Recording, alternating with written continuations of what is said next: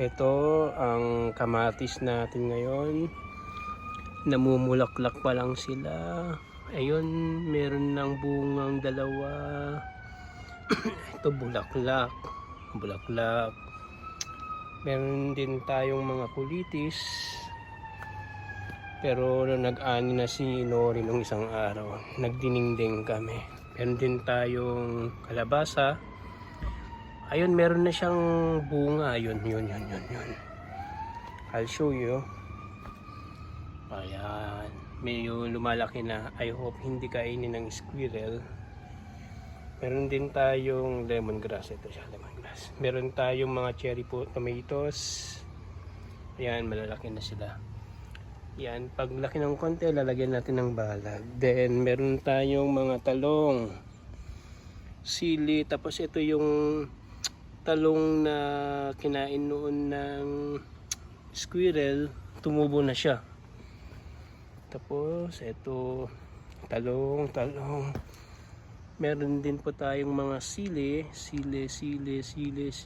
Yan, mga sili, yung mga yan. Different kinds of sili. Different variety of silis. Ito siling green. Yung isa is chili, Thai chili yan. I think Chinese. Ito yung mga kamote na tinanim sa plant natin nung isang kahapon. Meron tayong beans dito, beans. Yan po ang mga tanim natin. Ito yung mga kamatis natin. Kamatis.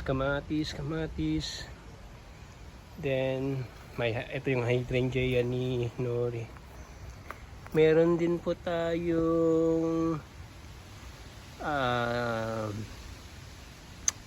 tawag dito pechay. Tapos ito yung mga beans natin. Yan, beans yung mga yan.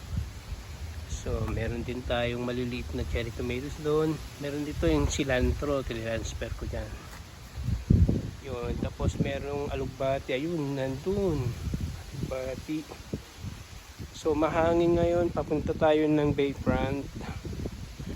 So, yan, ito yung mga sili na maliliit. Nabansot sila, pero may mga lumaki rin ito. Yan, palaki ng palaki. Ito yung mga ampalaya natin.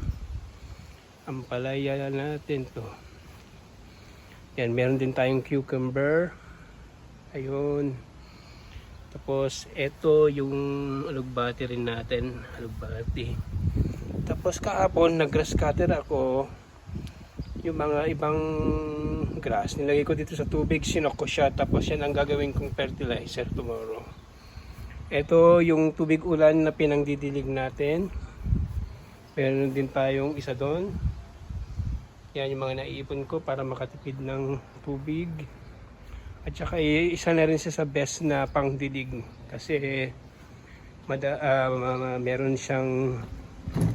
na siyang fertilizer. Yan, meron yung hosta ni Nori. Meron tayong gulay ito pa. And di ko alam ang pangalan ng gulay na to. Tapos ito. Meron tayong ito. Lemongrass sili. Yan po ang ating mga halaman ngayon. Ayun yung karne Nori.